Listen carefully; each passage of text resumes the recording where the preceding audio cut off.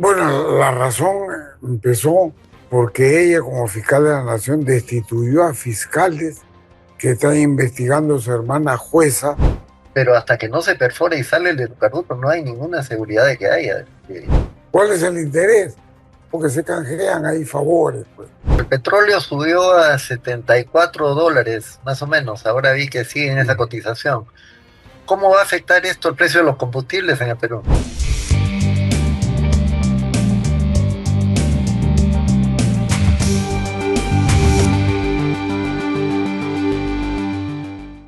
Hola, buenas tardes. Bienvenidos a una nueva edición de Causa y Efecto. Siempre con César Gutiérrez, en la conducción. ¿Cómo está, César? Buenas tardes. Bien, bien, Daniel. Buenas tardes. Noticias peruanas turbulentas, Sí, sí. judiciales, petroleras, auspiciosas, pero escandalosas, diría yo, y tema internacional de petróleo, oro, Bitcoin. Vale la pena analizarlo hoy día, ¿no? Sí, sí, sí. Empecemos con lo que está pasando en la fiscalía. Hay una pelea ahí entre quién es la fiscal.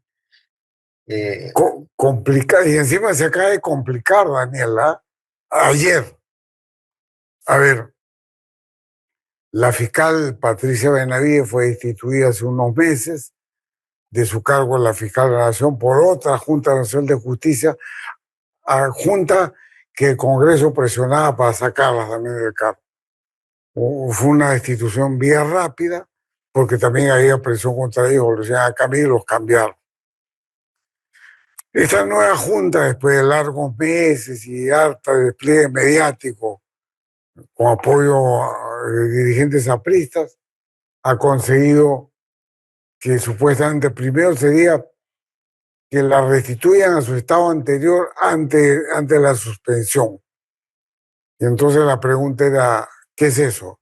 ¿Fiscal de la Nación o fiscal suprema? Bueno, se entendía que fiscal suprema no había objeción, pero fiscal de la Nación sí, porque la fiscal de la Nación lo decían los fiscales supremos. El señor Benavides fue y se presentó. Yo soy la fiscal de la Nación. Esta nueva Junta Nacional de Justicia la respaldó y le dijo, sí, a ti te toca ser Junta Fiscal, te toca ser fiscal de la Nación. Resistencia a la fiscal actual, Delia Espinosa, no te toca, la Junta no tiene facultades, carga un montón de la derecha peruana, sí, Patricia Benavides es la persona. Bueno, ayer salió el señor Tábara, que es miembro de la Junta Nacional de Justicia, a decir que él no votó porque están cometiendo irregularidades y que su visión personal de él es que no le corresponde ser fiscal de la Nación. Gran turbulencia, y los que ayer opinaban, los juristas que ayer opinaban, inevitablemente esa Junta será fiscal de la Nación, señora Benavides, ahora comienzan a dudar. ¿En qué quedará? Gran incertidumbre, pero esa es la secuencia de lo que ha venido pasando. Y cuando yo decía que había juristas que decían que era inevitable que Patricia Benavides tenía que fijar la nación, me refería a Carlos Caro Coria, que hoy día parece que ha rebobinado su concepto y dice, parece que no va a ser y que no corresponde y que el Congreso intervenga. Ahí estamos. Pero el tema yo creo que para el público es importante que se empiece a analizar por qué fue la destitución de Benavides. Y ahí empieza el problema, creo. pero esta señora fue destituida por razones que parecían válidas, ¿no es cierto? ¿Cuál es el interés de tenerla ahí? ¿A quién beneficia? ¿Qué se mueve detrás de bambalinas acá? O sea, buena acotación, las razones válidas que dices tú, Daniel, y sigue siendo válidas, Por eso. porque pues la Junta Nacional de Justicia decía, yo no le he exonerado en su proceso judicial, pero dice la Junta actual, pero la destitución en vía rápida no se dio proceso. Y por eso retrotraigo a que esta nueva Junta evalúe su posible destitución. Pero en el interín debe ser fiscal de la Nación. Bueno, la razón empezó porque ella, como fiscal de la Nación, destituyó a fiscales que está investigando a su hermana jueza, que Claro, está involucrada en temas de relación a narcotraficantes. exactamente, sí. Entonces, esa razón que tú dices que es válida, por supuesto que es válida, eso es indiscutible. Entonces, hoy día se piensa escamotear eso, poner olor a santidad y decir, bueno, ha sido restituida y como se quiere inferir que ella es inocente, lo cual no es cierto. Pero lo que la gran tema de discusión es esta junta que dice que se actuó en vía rápida por parte de la junta anterior, incumpliendo el debido proceso, un tema ya más técnico de juristas. Pero ya, vamos a suponer que tienen razón. El asunto y la discusión que ya muy especializada es, ¿le corresponde que ellos restituyan como fiscal de la nación o solamente con fiscal supremo? Y es una discusión, porque la siguiente es, y que su propio abogado procesalista, el doctor Peña, dijo después de la restitución, lo dijo el viernes pasado, dijo, la restituyen y su mandato como fiscal de la nación dura hasta el 30 de junio, porque se vence el plazo que tenía originalmente. Y entonces se abre una segunda discusión, porque dicen sus defensores que todo el tiempo que estuvo suspendida debería darse su mandato a partir del 1 de julio, dice como un año más. ¿Cuál es el interés? Porque se canjean ahí favores, pues. Se canjean favores de exoneraciones, de acusaciones, de denuncias, de eso se trata. Esos son los apologistas del tema. Claro, ¿no? Eso tiene que ser, y en fin, un tema más para abonar al de gobierno que tenemos. Ten en cuenta que en el caso, de, por ejemplo, de Jorge Castillo, Hernán Garrido Leca, Javier Velázquez Quiquén y Lucho Alba Castro, está en un proceso de investigación. ¿Por qué? Por fondos de campaña que habría recibido Lucho Alba Castro de parte de Odebrecht. Y los otros tres dirigentes mencionados eran miembros del equipo de campaña, por eso les involucra. Yo creo que lo que están pensando es que la fiscal Benavides retiraría el proceso de investigación contra ellos. Me imagino que es eso. Pero por otro lado, lo que se investiga también es a Hernán Carrillo Leca, un tema que dicen que hay una organización criminal justamente con un abogado Aullón y justamente con Patricia Benavides para tener favores.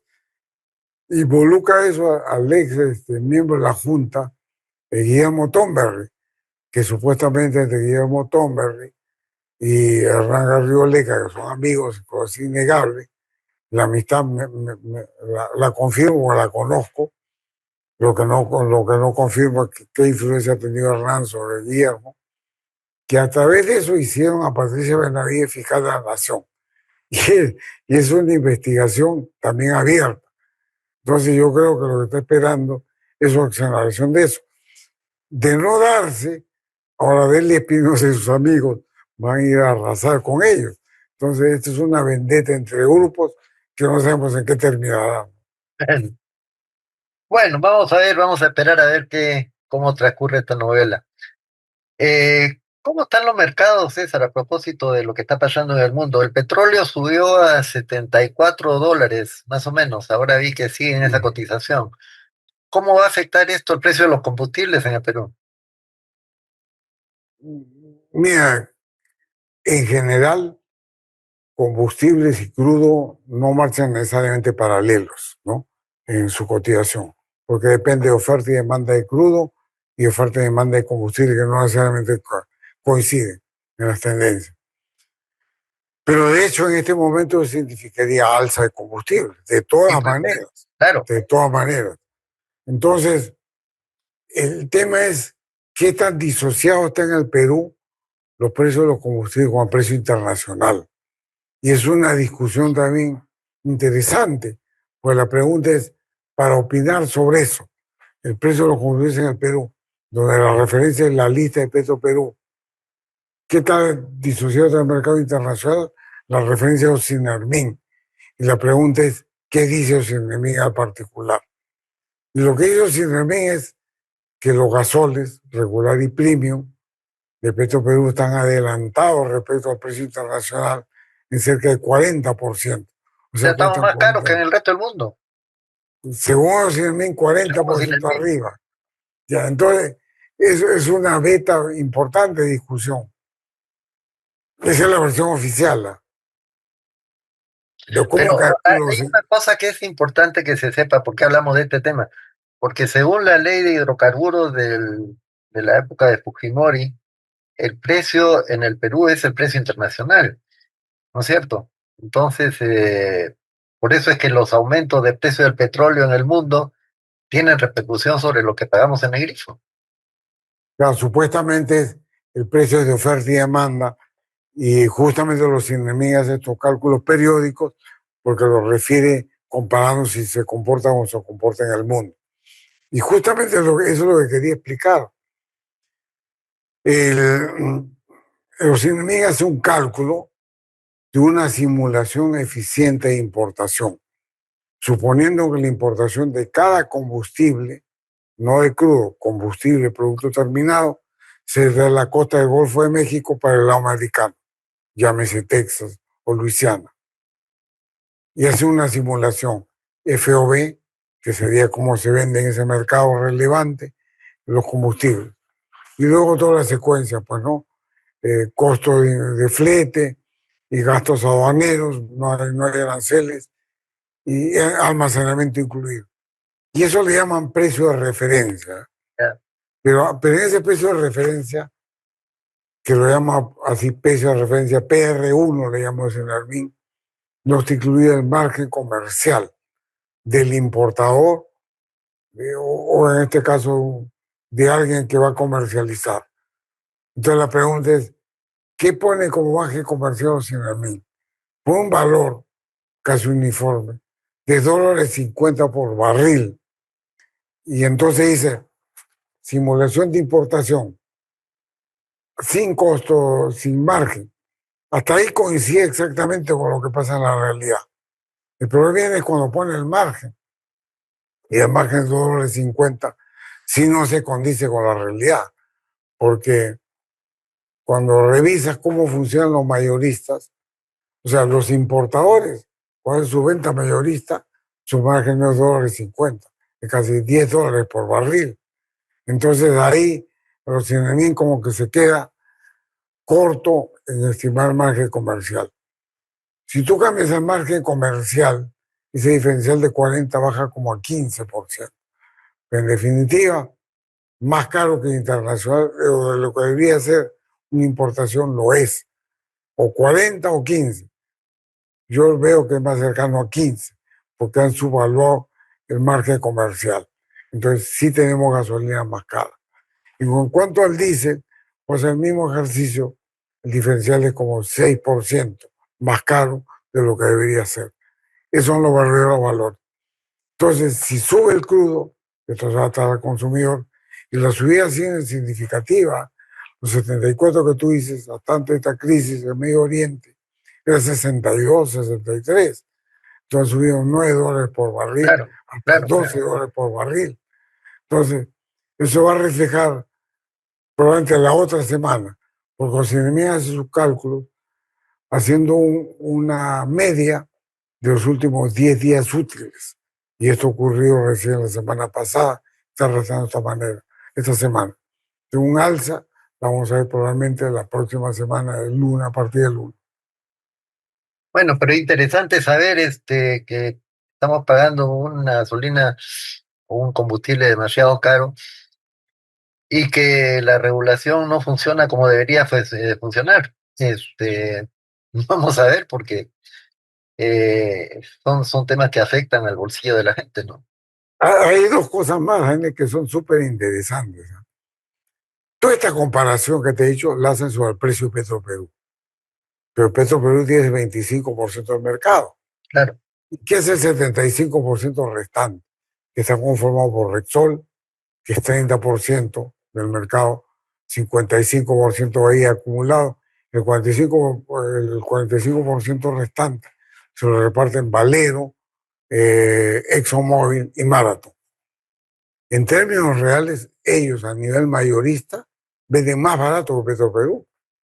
Ellos sí estarían en línea con lo que ocurre en el mercado internacional. En la primera transacción, o sea, importo y vendo primeramente a un mayorista. Hasta ahí, los competidores de Petroperú, como que están en línea casi con el mercado internacional. Por eso es que Petroperú y Rexol han retrocedido en el mercado. Petroperú y Rexol cada uno era 50, ahora Petro es 25, Rexol es 30. Y estos tres han ganado el mercado. Pero ¿qué ocurre? Que ni Marathon, ni Valero, ¿no? ni ExxonMobil tienen estaciones de servicio.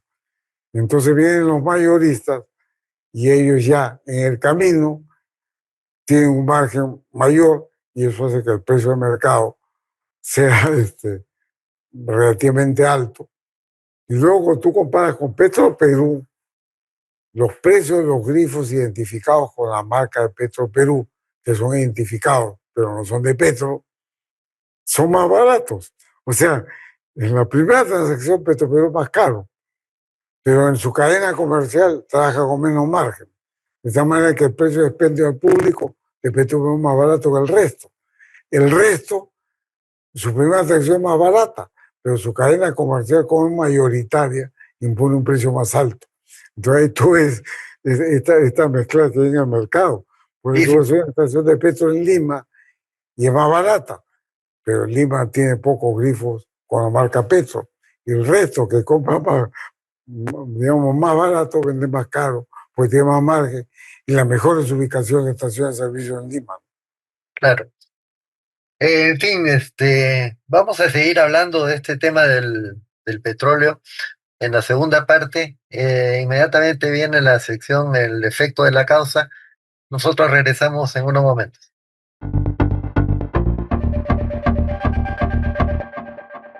Efecto de la causa de esta semana voy a referirme a un caso de lo que llaman el lote 192, un área en la región Loreto, en la provincia de Marañón, donde hay un área petrolera llamado lote 192, que estuvo explotada en los años 70. El 2015 se fue el operador Pluspetrol, lo tomó una empresa colombiana residente en Canadá, lo explotó hasta el 2020 y ahora Petroperú tiene una participación del 31% ahí y busca socio al 69%. Y parece que no lo encuentra. Y yo lo que tengo que afirmar en esta sección es que difícilmente lo encuentra, porque tiene un par de problemas mínimos. Primero, el monto de inversión para poder tener el campo operativo excede los 150 millones de dólares.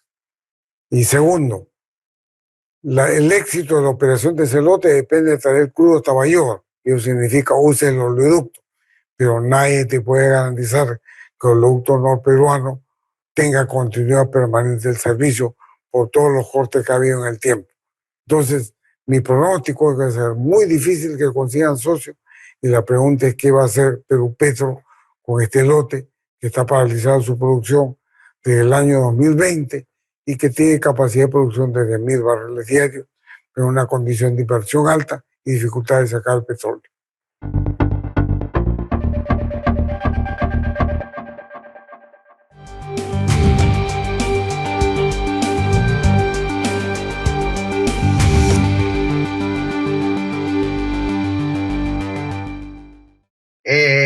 César, estábamos hablando de petróleo y hay un tema interesante que parece que el Perú se va a convertir en una nueva Arabia Saudita, según un descubrimiento que alguien habría hecho, este, en base a un convenio de evaluación técnica, que la eficiencia es impresionante. Una empresa que se llama Jaguar, que honestamente, pero mi ignorancia es grande, no la conocía, que habría encontrado esa cantidad, una cantidad brutal de petróleo. Ay, ¿qué hay de cierto en eso? Lo que es cierto es la noticia que han volanteado en YouTube. Estos son youtubers, creo, más que petroleros. Ah, puede ser. Ya, mira, yo estuve averiguando porque es un consorcio el que tiene el convenio de evaluación técnica y los que manejan el anuncio, que es Jaguar, que es una empresa mexicana, la estaba averiguando qué cosa es eso, yo te digo, y Condor, que es una empresa australiana. Bien raro, ¿no? La han denominado cóndor en el Perú, en Australia debe ser canguro probablemente. Yo, cóndor. Bien, mira, cuando he buscado cóndor, la única noticia es que tiene un convenio de evaluación técnica en Perú. No hay más. Ah, ok, es su experiencia. Ya, Claro. ya, Luego el jaguar en México participa en varios campos exploratorios. Más me parece una empresa de servicios. Es propietaria de plataformas que dan servicio y tiene operación algunos lotes de gas, pero su capacidad de producción es bajísima. No hablamos de más allá de 7 millones de pies cúbicos por día. Y para que la gente nos compare, el Perú produce gas natural 1.200 millones de pies cúbicos por día. claro, De eso claro, estamos hablando. Mitad claro. exportación, mitad mercado local. Entonces estamos hablando de una empresa de 7 millones de pies cúbicos por día, propietario de plataformas, que hace trabajos de plataforma. Ahora, lo curioso aquí, y lo interesante de explicar es que este anuncio, esta alegría se da sobre la base de un resultado, de un convenio de evaluación técnica, además una evaluación sísmica que ya se había hecho. ¿Qué es un convenio de evaluación técnica? A ver, es un acuerdo que se hace con Perú Petro que implica investigación superficial de un determinado lote. Es decir, se puede ver, por ejemplo, se ven las plantas, si hay restos de hidrocarburos, otro tipo de investigación de ese tipo, se revisa la información que haya sobre ese lote en gabinete, eh, pero con ese tipo de información, primero decir que hay combustible, o sea, perdón, el Petróleo crudo. hidrocarburo abajo es más que aventurado. Y segundo, decir que hay cantidades determinadas de hidrocarburos es una tomadura de pelo. Nadie puede decir con un convenio de evaluación técnica que hay. Lo único que puede decir es probable que haya, pero no sabemos cuánto ni qué. De manera que estos anuncios, hay que tomarlos con mucho cuidado, ¿no? Yo me acuerdo de una empresa que había acá, no voy a decir el nombre, que seguía esa misma estrategia. Anunciaba unos grandes descubrimientos, resultados fabulosos en sus evaluaciones, y con eso iba a la bolsa, y no solo la bolsa del Perú, a la bolsa de Nueva York también, y levantaba capital. Eh, Al final esa empresa quebró. Hay que tener cuidado. No digo el nombre, pero es una anécdota que recuerdo de ese tipo de actitudes. Yo voy a decir el nombre. Ah, bueno, Mira, en el caso de, primero con el convenio de evaluación técnica, la carta de fianza que tiene es $30.000. Eso es lo que tiene. ya, Y habría que explicar también que primero el anuncio que hacen son 3.000 millones de barriles. Eso es el anuncio. Y se volantea por internet. Me han preguntado mucha gente. Entonces, el tema es que de esos 3.000 millones, el Perú, en términos reales, hoy día tiene 350 millones de barriles libres de reserva 2023 de petróleo crudo y otros 350 más o menos de líquido de gas natural. O sea, decir que pasamos de 350 a 3.500 adicionales es una barbaridad, pues, pero ¿no? alguien te interrumpo un ratito, alguien que nadie puede decir si hay hidrocarburo abajo, pero mucho menos decir cuánto hay. De manera que decir que hay 3.000 millones de barriles es una barbaridad en términos técnicos. O sea, ni siquiera puede decir que hay uno. Claro, Hace un y convenio de encima, evaluación técnica. Daniel, para verla así, como estuve revisando de su convenio de evaluación técnica, que dicho sea de paso, sus 2 años, que son el tiempo que sea, se vence en agosto de este año. Ya, Y lo que debería seguir supuestamente es un contrato de licencia de exploración y explotación, donde la cosa va a mayores, las fianzas suben y los compromisos de exploratorios son más grandes. Mira, ¿qué es lo que han hecho ellos según su convenio? Han reprocesado Cívica 3D por 1.000 kilómetros cuadrados. Es todo el trabajo. Con ese reprocesamiento de 1.000 kilómetros cuadrados de Cívica 3D han hecho el anuncio que han hecho. Entonces, la verdad que es un sinsentido, porque para ellos mismos, ¿no? Si está buscando socio Yo creo que este tipo de socios no lo buscas en YouTube, ¿no? Es- Esos tipos de socios hay que buscarlos con los fondos de riesgo. Y a los fondos de riesgo vas y les expones y llevas cifras y llevas cosas que ellos tienen sus consultores. Esto de inflar noticias, ambas empresas no cotizan en bolsa.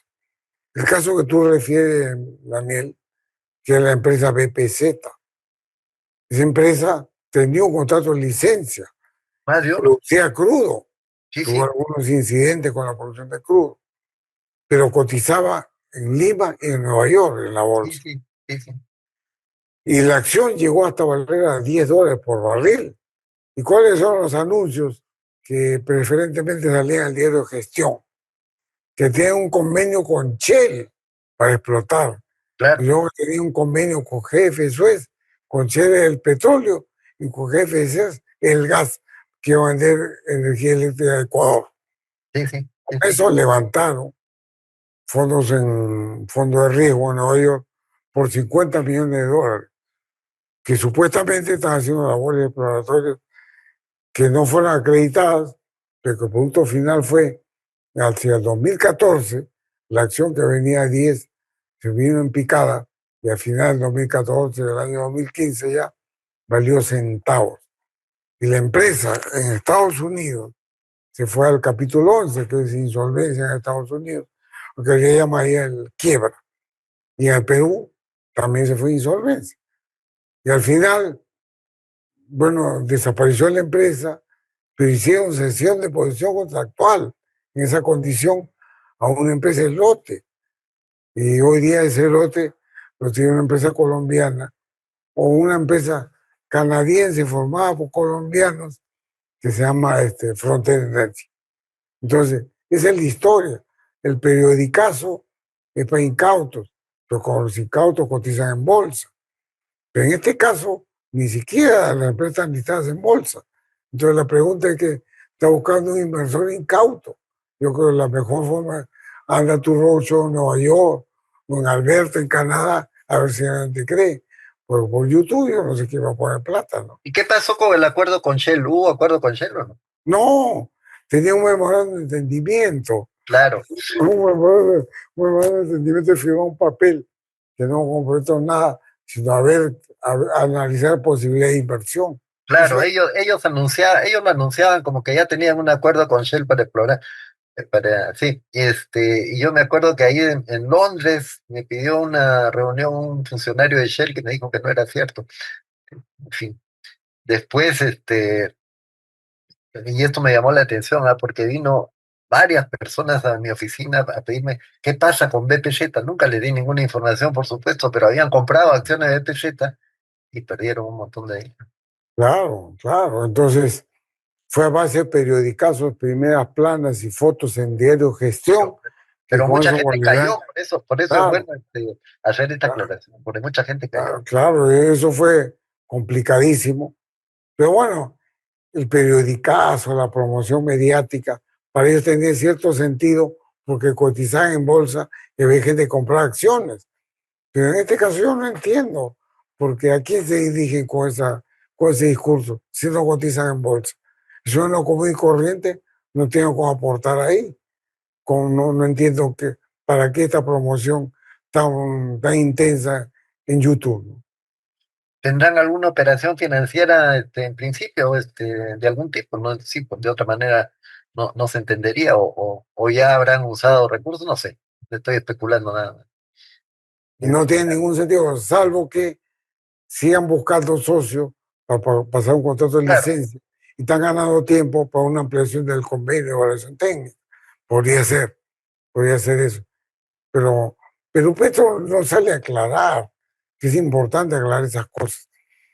Yo hablaba y estuvimos en una reunión juntos esta mañana y hablaba del caso de un lote en La Libertad. Son sí, lotes en el Zócalo que tienen Nadarco, que ellos iban a perforar un pozo. Mira, respecto a eso, inclusive yo no sé quién manejó la noticia. Deutsche Welle dijo, Deutsche Welle, no lo dijo ojo, el Trome, Deutsche ah, Welle, dijo que Perú iba a subir su producción el petróleo crudo a 200.000 barriles por día. Caray. Pero la empresa salió y precisó que tenía expectativas de hallazgo y que no podían decir nada hasta que perforaran un pozo. La empresa salió a decir eso. No sé dónde sacó Deutsche Welle esa afirmación, pero fue corregida. Pero Ah, estos anuncios de Tumbes, pero Petro no dice nada y debería aclarar, ¿no? no son pocos los casos en que empresas muy serias han tenido muchas expectativas de hallazgos, y cuando han hecho el pozo perforatorio no han encontrado nada. No se puede saber nada hasta que se perfore un pozo y aparezca el hidrocarburo. El negocio del petróleo es muy engañoso en ese sentido. Puede ser que los primeros resultados, las opiniones sean muy positivas y llamen para la alegría, pero hasta que no se perfore y sale el hidrocarburo no hay ninguna seguridad de que haya. Esto es bueno que se sepa también. Por eso repite gente del sector, dice, cuando quieras tener un día optimista, toma desayuno con un geólogo, ¿no? Que te va a Claro, decir que todo es bonito. sí, sí, sí, El caso que tú refieres, por ejemplo, en el 2020 hubo un caso en Perú, en pleno COVID, de una empresa del Reino Unido, se llama Tulo, que consiguió conjuntamente con una australiana, Carón, tener un lote en Tumbes también. Y ellos tenían contrato de licencia. Hicieron una perforación. El gasto total en todo su proceso fue 60 millones de dólares claro. y salió cero. Salió cero, pues Lo que dice, claro. eso incluso le Eh, pasó a una empresa, bueno, ya no está acá, creo, Petrobras le pasó eso. Y era incluso una perforación por gas que se daba por descontado que iban a encontrar, no encontraron. No es culpa de los geólogos, no, es que así es el negocio. Es muy engañoso, es muy difícil. es un Ok, tema de probabilidades, pues, es ¿no? un tema de probabilidad de que en el Probabilidad y futuro la probabilidad no es ninguna certeza. no Es hay un ningún. juego de dados y adivines si sale uno o seis. De eso se trata. Exactamente. Ok, César, la próxima semana vamos a ver qué otros temas aparecen en una época en que las noticias se producen cada minuto. Pero vamos a ver, hay temas que van a Sí, dar hay mucho. temas que nos han quedado en el tintero, cotización del oro que está por los cielos, la levantada del Bitcoin, que viene, tenemos material para la próxima semana, Daniel. Muy bien, listo, César. Nos vemos entonces la próxima semana. Un Nos abrazo, vemos la siempre. próxima. Un abrazo, un saludo para todos. Chao, nos vemos.